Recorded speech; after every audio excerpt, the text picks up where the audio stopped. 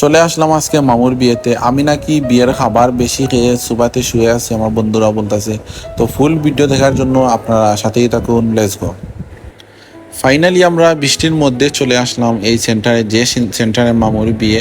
তো বরের গাড়িও কোনো আসে নাই, আসতেছে। তো আমরা সেন্টারের ভিতরের প্লেসটা দেখতেছি, মানে অনেক সুন্দর, সত্যি অসাধারণ। তো আমরা বাইরে চলে আসলাম আচার খাওয়ার জন্য, ভাবলাম আচার খাই, কারণ বরপক্ষ কোনো আসে নাই। আমরা বাইক নিয়ে আগে চলে আসছি, ওদের অপেক্ষায় আছি।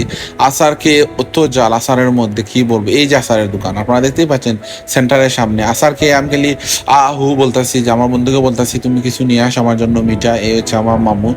কি জারে বলা করে খাইছে তো বিয়াত খাইতে খাইতে দেখি লড়তে চড়তে পারেন না মানুষের সুপার দিয়ে বইতাম যা আপনি কানে দিছে রে। আমি সুবাদ কিসের জন্য শুয়ে আছি জানিস?